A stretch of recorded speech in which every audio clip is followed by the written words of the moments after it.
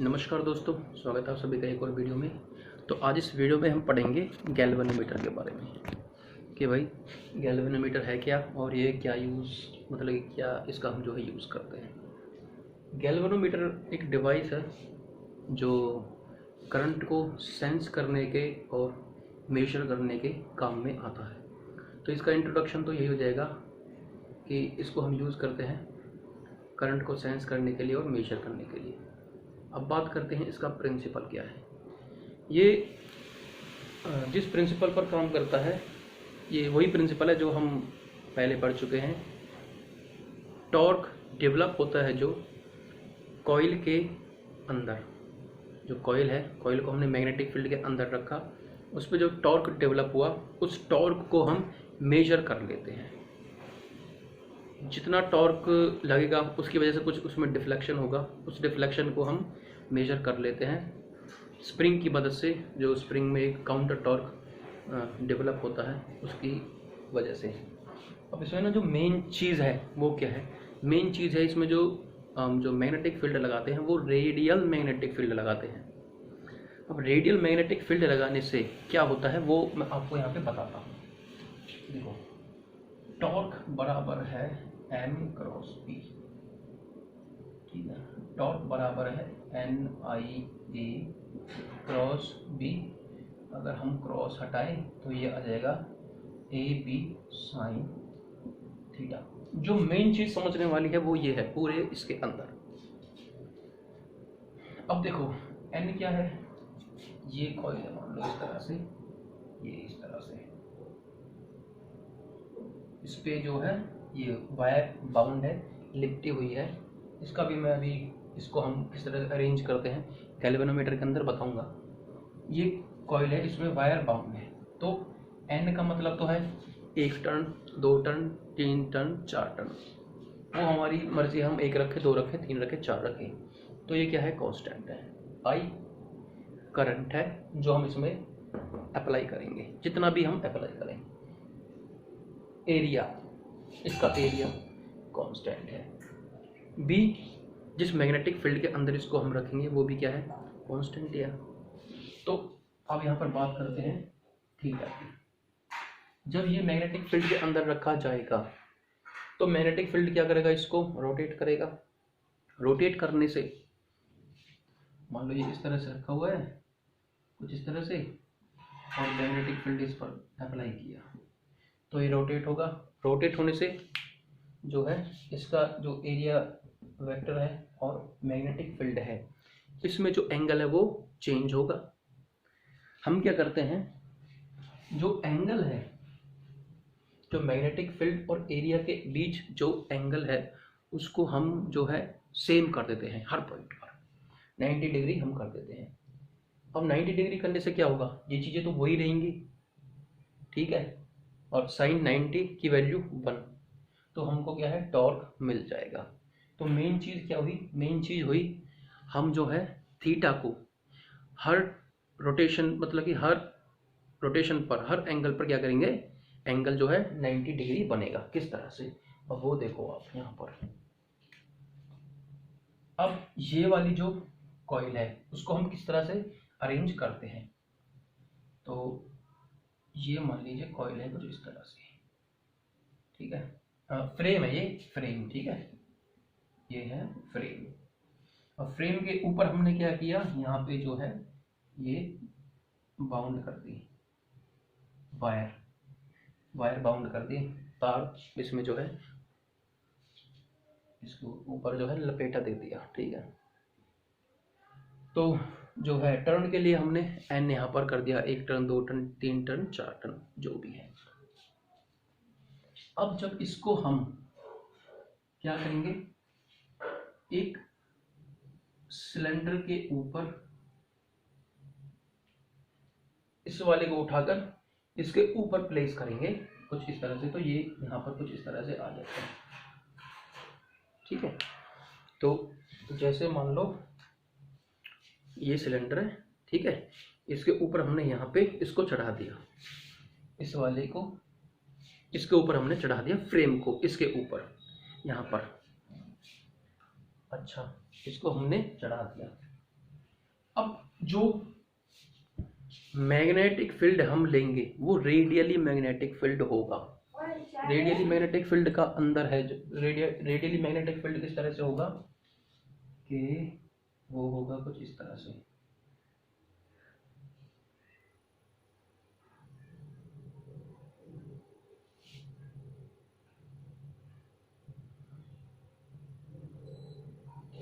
यहाँ से ये नॉर्थ, यहाँ से ये साउथ, ये इस तरह से होगा। जब इसका हम टॉप व्यू देखेंगे ना, टॉप व्यू, तो टॉप व्यू हमको कुछ इस तरह से दिखेगा।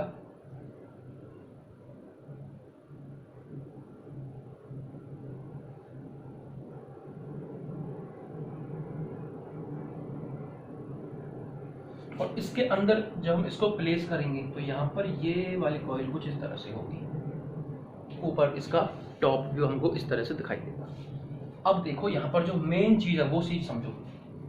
यहाँ से जो मैग्नेटिक फील्ड आएगा वो हमको दिखेगा यहाँ से जाता हुआ दिखेगा, होगा नहीं, ऐसा लगेगा। यहाँ से जो मैग्नेटिक फील्ड जाएगा वो हमको लगेगा भाई यहाँ से जा रहा है। यहाँ से जो मैग्नेटिक फील्ड आएगा वो यहाँ से जा रहा है। यहाँ से जो मैग्नेटिक फील्ड आएगा, ठीक है, वो यहाँ से जाएगा। और यहाँ वाला यहाँ से जाएगा कुछ इस तरह से, जो है हमको दिखेगा। यहाँ वाला यहाँ से जाएगा कुछ इस तरह से, जो है हमको इसमें दिखेगा। ये नॉर्थ, ये साउथ, ये सबसे इस डायरेक्शन में मैग्नेटिक फील्ड, एक लाइन जो बिल्कुल सीधी जा रही है। अब ये हमको दिखेगा तो ऐसा कि भाई ये बिल्कुल सीधा जा रहा है, लेकिन मैग्नेटिक फील्ड लाइन तो एक दूसरे को कट करती नहीं है। कट नहीं करती तो कोई बात नहीं भाई, ये इसको हम इस तरह से ड्रॉ करेंगे, इस तरह से।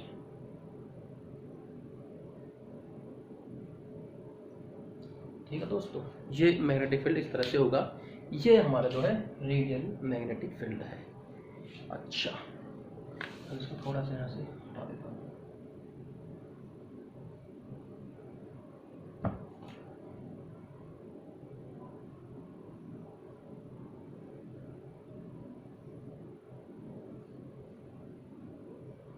ये वाला इसका टॉप व्यू।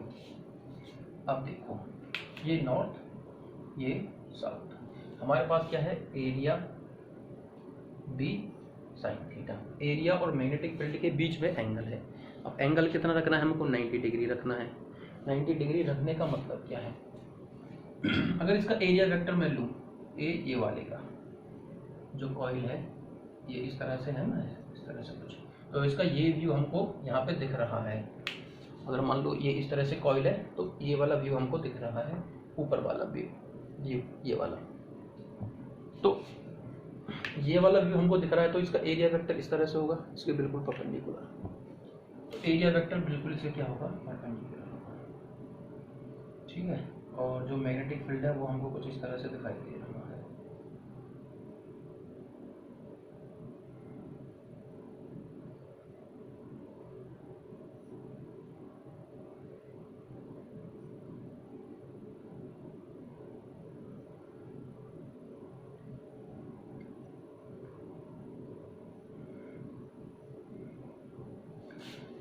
अब देखो, ये वाला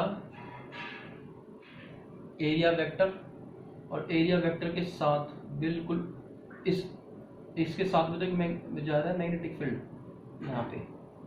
तो ये एरिया वेक्टर और ये मैग्नेटिक फील्ड बी और ए, इसके और इसके बीच में कितना एंगल है, ये मैग्नेटिक फील्ड ऐसे और एरिया वेक्टर ऐसे 90 डिग्री का। तो ये 90 डिग्री का है तो टॉर्क लगेगा sin 90 की वैल्यू 1। तो इसकी वजह से टॉर्क लगने से इसमें डिफ्लेक्शन होगा। ठीक है, ये इस तरह से लगेगा। अब डिफ्लेक्शन होने से क्या होगा, डिफ्लेक्शन होने से मान लेते हैं ये इस तरह से जो है कुछ रोटेट हो जाएगा। अब इसको थोड़ा यहाँ से हटा देते हैं। अब ये हो गया यहाँ पर रोटेट इस तरह से। अब दोस्तों इसका एरिया वेक्टर हो गया ये, ठीक है, और अब मैग्नेटिक फील्ड हो गया ये। अब एरिया वेक्टर के साथ फिर दोबारा से मैग्नेटिक फील्ड क्या है, फिर दोबारा से 90 डिग्री पर, तो फिर दोबारा से 90 डिग्री पर है तो ये क्या करेगा, फिर दोबारा से इसको जो है रोटेट कर देगा इस तरह से। अब ये इस तरह से रोटेट कर देगा तो कोई बात नहीं, जो है मैग्नेटिक फील्ड है जो यहाँ पे वो इस तरह से फिर दोबारा से इसके साथ परपेंडिकुलर आ जाएगा। फिर परपेंडिकुलर आ गया तो क्या करेगा, ये फिर रोटेट कर देगा। तो ये हर डिफ्लेक्शन पे घूमेगा घूमेगा घूमता रहेगा। साथ ही साथ इसमें जो एंगल है मैग्नेटिक फील्ड का वो कितना रहेगा, 90 डिग्री रहेगा, जिसकी वजह से यह क्या करता रहेगा, रोटेट करता रहेगा। ठीक है, और टॉर्क इसमें डेवलप हो जाएगा। ये प्रिंसिपल है मेन इसका, रेडियल मैग्नेटिक फील्ड में रखने से हमको क्या फ़ायदा होता है ये। अब जो ये रेडियल मैग्नेटिक फील्ड है ना, इसमें ये यहाँ से जो मैग्नेटिक फील्ड आ रहा है और एरिया वेक्टर के साथ 90 डिग्री का एंगल बना रहा है और हमको टॉर्क हर पॉइंट पर मैक्सिमम मिल रहा है। तो ये हो गया इसका मेन प्रिंसिपल। अब इसको जो है हम और थोड़ा आगे पढ़ते हैं। सबसे पहले introduction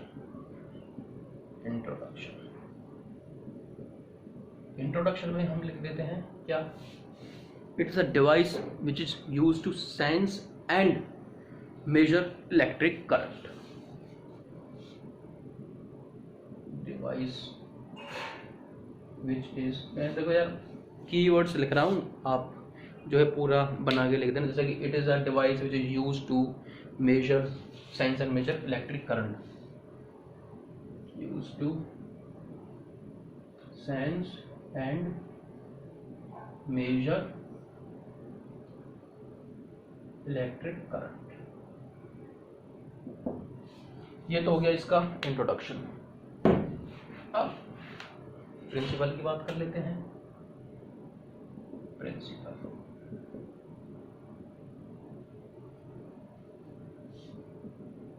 work on the principle torque developed in a coil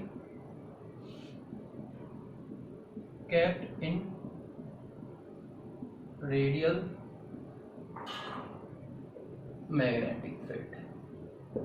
radial magnetic field की वजह से जो टॉर्क डेवलप होगा उस प्रिंसिपल पर ये काम करता है। ये इसका जो है प्रिंसिपल हो गया। अब बात कर लेते हैं डिस्क्रिप्शन एंड डायग्राम की।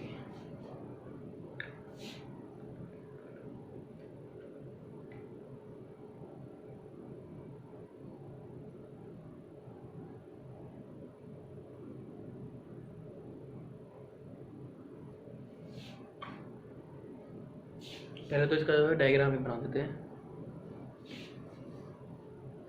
देखो डायग्राम में क्या है,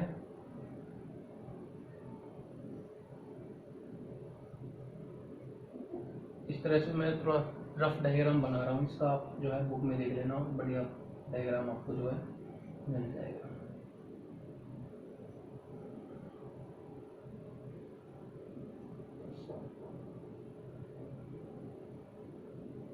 इसको थोड़ा और बनाते हैं।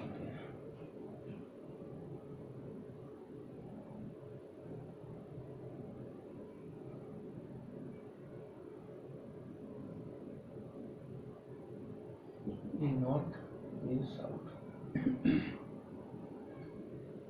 यहाँ पे रखा हुआ है ये फ्रेम।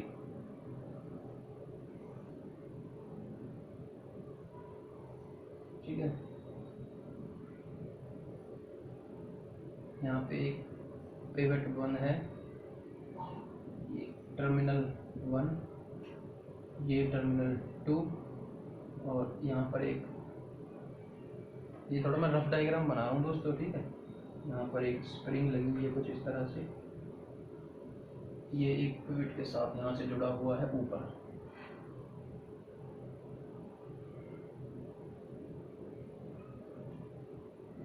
ये यहाँ पे इंडिकेटर होगा और यहाँ पे स्केल है।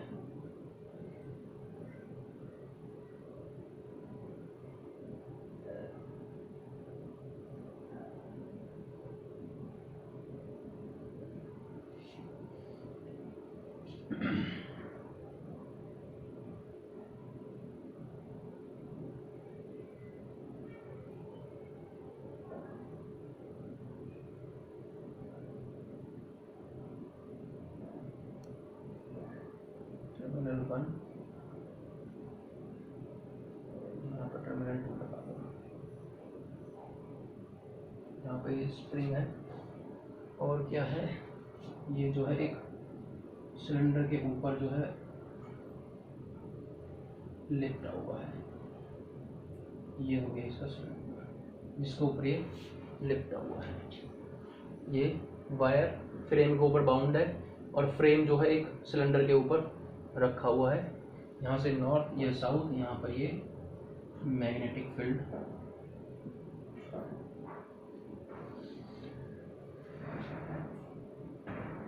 इसमें ना दोस्तों हो सकता है डायग्राम में कुछ चीज़ मैं यहाँ पर जो है ना लिखी हूँ, ठीक है, तो एक बार इसको बुक से जो है शॉर्ट कर लेना। बाकी होता है कुछ इस तरह से ही है। अब इसमें जो है क्या क्या चीज़ें हैं, तो डिस्क्रिप्शन में क्या लिख सकते हैं हम, तो डिस्क्रिप्शन में मैं सीधा लिख देता हूँ यहाँ पे। तो इसमें है देखो, कॉपर कॉइल है यहाँ पे, ये इसके ऊपर जो फ्रेम के ऊपर बाउंड हुई पड़ी है, तो it has copper coil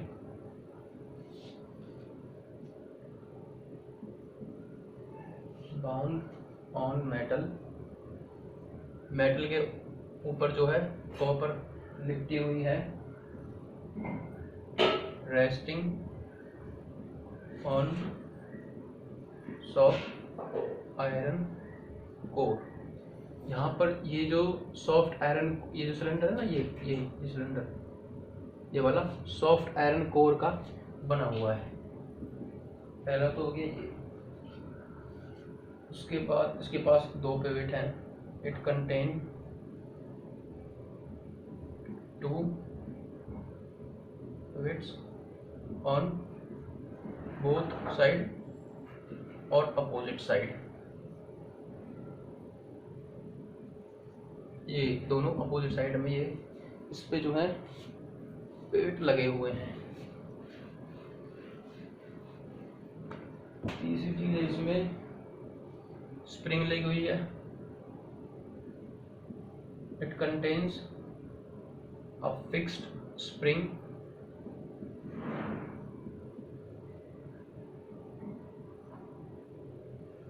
on one and, एक एंड पर स्प्रिंग लगी हुई है। चलो यहीं पर लिख देते हैं, one and spring create counter torque. जो ये स्प्रिंग है ये काउंटर टॉर्क डेवलप करती है।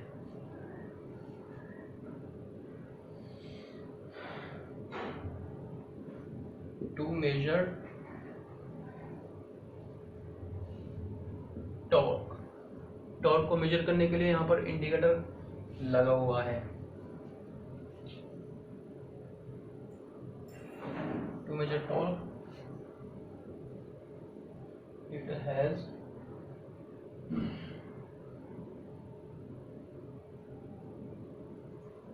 indicator and scale, एक इंडिकेटर लगा हुआ है और स्केल लगा हुआ है।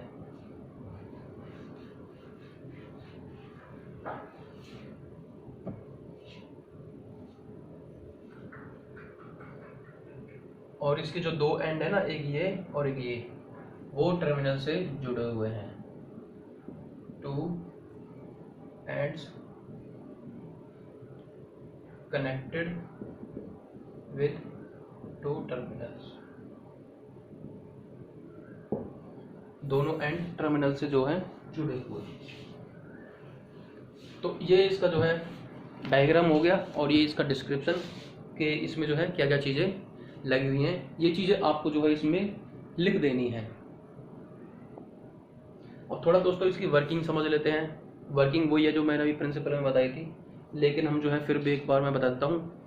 लिख आप यार खुद लोगे या फिर किसी बुक से लिख लेना, या फिर मैं भी जो है लिख पा दूँगा, उसमें कोई बड़ी बात नहीं है। मेन चीज़ है समझने वाली बात। अब देखो क्या होगा इसमें, यहाँ पे मैग्नेटिक फील्ड अप्लाई होगा, प्रिंसिपल मैं आपको बता ही चुका हूँ।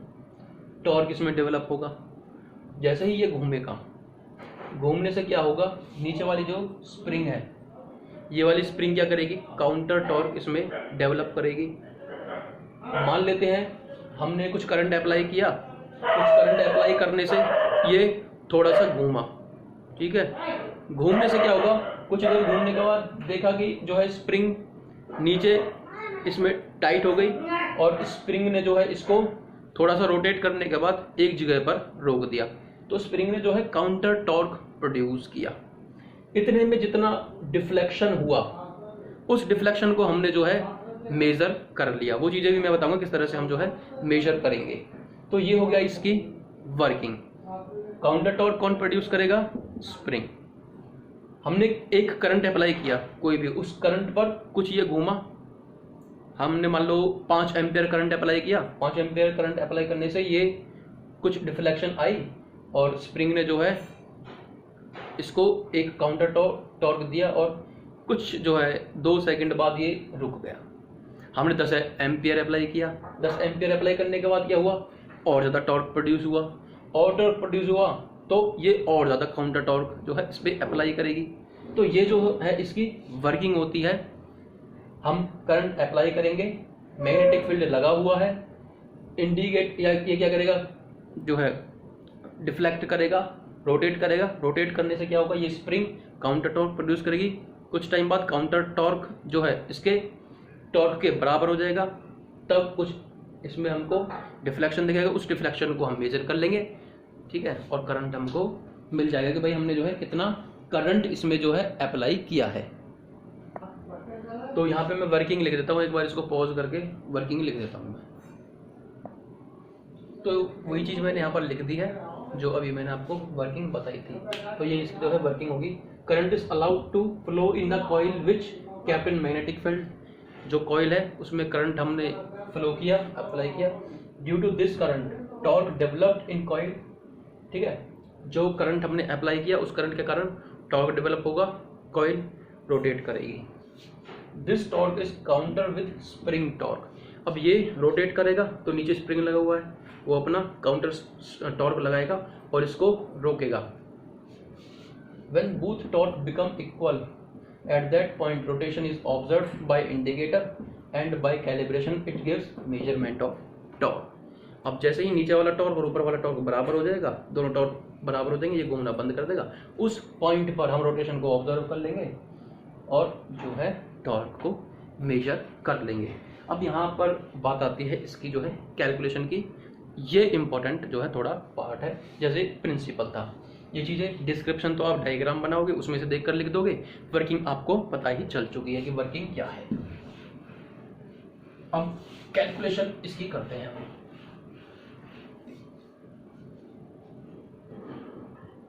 तो आइए अब बात करते हैं कैलकुलेशन की। देखो टॉर्क जो डेवलप होता है वो होता है NIAB sin थीटा। ये हम पहले ही जो है निकाल चुके हैं, टॉर्क भाई कितना होता है ये होता है। और अब हमको ये पता चल गया कि जो थीटा है वो 90 डिग्री है हर डिफ्लेक्शन के लिए। जैसे डिफ्लेक्शन हुआ फिर थीटा 90, फिर डिफ्लेक्शन हुआ फिर थीटा 90, फिर डिफ्लेक्शन हुआ फिर थीटा 90। तो ये तो हो गया डिफ्लेक्शन, सॉरी डिफ्लेक्शन के कारण जो ये टॉर्क आया। तो ये तो भैया जो है उसमें डेवलप हो रहा है। अब ये जैसे ही डेवलप हुआ, कुछ रोटेशन के बाद स्प्रिंग ने नीचे से काउंटर टॉर्क लगाया और दोनों के टॉर्क बराबर हो गई। तो स्प्रिंग का जो टॉर्क है वो है K थीटा।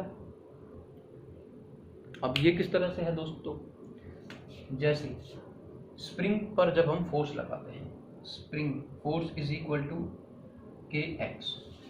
जितना डिफ्लेक्शन हुआ, और ये ना नेगेटिव भी होता है यहाँ पे, स्प्रिंग जो अपना फोर्स लगाएगा, मैंने फोर्स लगाया अंदर की तरफ, डिफ्लेक्शन हुआ इस तरफ से, ठीक है। तो उसके अपोजिट स्प्रिंग फोर्स लगाएगा बाहर की तरफ, तो नेगेटिव। सीधी तरह से तो हम लिखते हैं F प्रोपोर्शनल होता है उसकी डिस्प्लेसमेंट के। जितना हमने दबाया उतना ही वो बाहर की तरफ फोर्स लगाएगा। तो प्रोपोर्शनलिटी को हटाने के लिए हम जो है K लिखते हैं, जो कि क्या है, स्प्रिंग कांस्टेंट है। अलग अलग मटेरियल के ऊपर डिपेंड करता है जो भी इसकी प्रॉपर्टी है। तो ये स्प्रिंग कांस्टेंट है।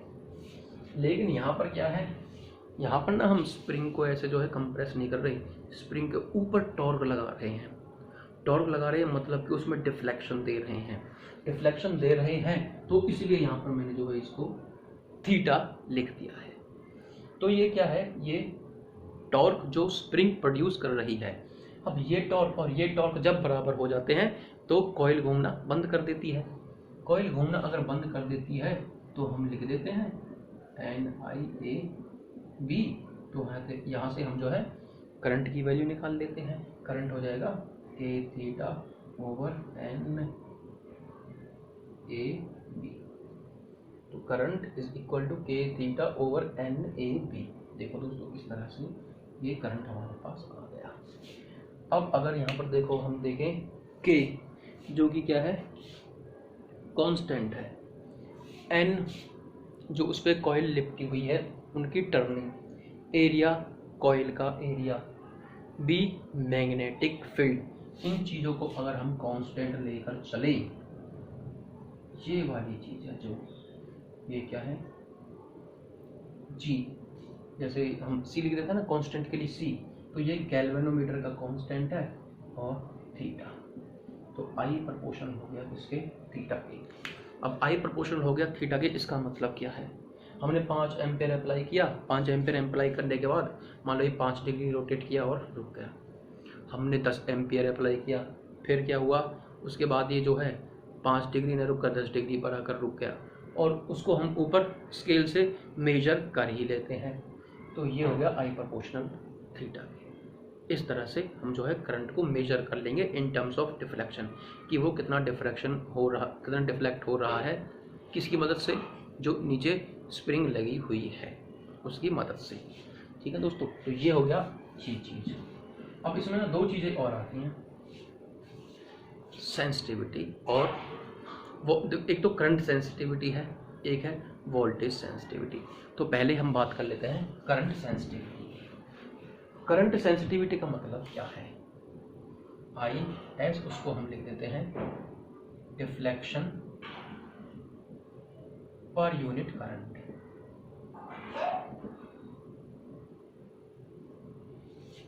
एक यूनिट करंट देने से वो कितना डिफ्लेक्ट हो रहा है, उससे हम जो है स्प्रिंग का भी डिसाइड कर लेते हैं। कोई स्प्रिंग कांस्टेंट ज़्यादा होता है तो वो बिल्कुल भी जो है उसको डिफ्लेक्ट नहीं होने देगी, किसी का स्प्रिंग कांस्टेंट कम है तो वो उसको डिफ्लेक्ट होने देगी। तो बात कर लेते हैं हम पहले इसकी, डिफ्लेक्शन पर यूनिट करंट। अभी हमने जो है करंट निकाला है, वो कितना है, K over NAB, K over NAB, और ये थीटा। देखो I करंट देने से ये चीज़ हमको मिली, या फिर डिफ्लेक्शन पर यूनिट करंट दे देते हैं, तो पर यूनिट करंट निकालते हैं हम। I करंट में कितना है, K थीटा ओवर NAB, तो एक यूनिट करंट में कितना होगा, X मान लेते हैं हम, तो X divide by K theta over NAB is equal to I over 1, और X की वैल्यू हम निकालने हैं पर यूनिट के लिए। पर यूनिट करंट कितनी होगी, पर यूनिट करंट हो जाएगी K theta I over NAB। ठीक है दोस्तों, तो ये हमारे पास जो है पर यूनिट करंट निकल कर आ जाएगी। तो यहाँ पर X जो कि डिफ्लेक्शन होगा ये निकल कर आ जाएगा। तो यार ऐसे ना करते ना, इसको सीधे सीधे निकाल देते हैं। चलो छोड़ो, देखो deflection per unit current, deflection ना सीधा यहाँ से निकाल दो, डिफ्लेक्शन निकल कर आ जाएगा NABI ओवर K, डिफ्लेक्शन आ जाएगा NABI ओवर K। अब डिफ्लेक्शन पर यूनिट करंट, ठीक है, तो I से इसको डिवाइड कर दिया, I से I कर दिया, तो जो करंट सेंसिटिविटी होगी I से I डिवाइड करने के बाद करंट सेंसिटिविटी आ जाएगी हमारे पास NAB over K। Current sensitivity हो जाएगी NAB ओवर K। तो ये हमारे पास आ गई करंट सेंसिटिविटी। इस तरीके से सीधा डायरेक्ट निकालते हैं, उतना ज़्यादा जाओगे तो जो है उसमें ना वैसे भी वो डिफ्लेक्शन निकल रहा था, एक्स जो आ रहा था वो डिफ्लेक्शन आ रहा था। तो इस तरीके से निकालते हैं। यहाँ पर ये आ गई करंट सेंसिटिविटी। उसी तरह से जो है वोल्टेज सेंसिटिविटी निकालते हैं, डिफ्लेक्शन पर यूनिट वोल्टेज। ठीक है, अब डिफ्लेक्शन हम फिर दोबारा से वही निकालते हैं, क्या, N A B I over K, N A B I over K, deflection per unit voltage. Now V is equal to I R, V is equal to I R, I से I हटा दो तो voltage sensitivity किसके बराबर आ गई, N A B over के are. अब देखो यहाँ पर N A B over K, N A B over के किस चीज के बराबर है, यहाँ पर करंट सेंसिटिविटी के, तो यहाँ पर 1 और इसके साथ करंट सेंसिटिविटी को मल्टीप्लाई कर देते हैं। अब यहाँ पर देखो, अगर हमको वोल्टेज बढ़ानी है तो इसी को लो पहले। यहाँ पर अगर हमको वोल्टेज बढ़ानी है तो रेजिस्टेंस क्या करना पड़ेगा, कम करना पड़ेगा। अब रेजिस्टेंस कम करने के दो तरीके होते हैं हमारे पास, जो है अगर हम उसके एरिया को बढ़ा दें, ठीक है, या फिर उसकी लेंथ को कम कर दें। अगर हम लेंथ को कम करेंगे, लेंथ को कम करने का मतलब है जो उसकी जो कॉइल है वो कम हो जाएगी, तो एन की वैल्यू जो है कम हो जाएगी। एन की वैल्यू कम हो गई तो टॉर्क कम लगेगा। अगर टॉर्क कम लगेगा तो वो तो हमारे लिए सही नहीं है। तो हम क्या करते हैं दोस्तों, यहाँ पर जो एरिया है उस एरिया को बढ़ा देते हैं। एरिया मतलब जो हमने उस पर वायर बाउंड कर रखी है उसके एरिया को हम बढ़ा देंगे। एरिया को अगर हम बढ़ा देंगे तो रेजिस्टेंस जो है कम हो जाएगा, रेजिस्टेंस कम हो जाएगा तो वोल्टेज सेंसिटिविटी बढ़ जाएगी। तो दोस्तों उम्मीद करता हूँ आपको ये गैल्वेनोमीटर समझ में आ गया होगा। इसका प्रिंसिपल क्या है, मेन चीज़ तो देखो इसका प्रिंसिपल ही है। अगर आप प्रिंसिपल समझ गए तो ये सारी चीज़ें समझ गए। बात आती है फिर कैलकुलेशन की। टॉर्क कितना होता है ये आप जो है पहले ही निकाल चुके हैं कि torque in a magnetic field on a coil कितना होता है। मेन चीज़ फिर दोबारा से वही, रेडियल मैग्नेटिक फील्ड में इसको हमने रखा हुआ है तो थीटा कितना है, 90 डिग्री लग रहा है। तो जब भी कॉइल रोटेट करेगी हर पॉइंट पर उसका एंगल कितना होगा, 90 डिग्री होगा। तो टॉर्क हमको जो है मिल जाएगा। जो स्प्रिंग है, नीचे स्प्रिंग लगाई हुई है, वो अपोजिट टॉर्क उसको प्रोवाइड करेगी जितना भी हम जो टॉर्क लगाएंगे। जब टॉर्क स्प्रिंग का मैग्नेटिक फील्ड के टॉर्क के बराबर हो जाएगा तो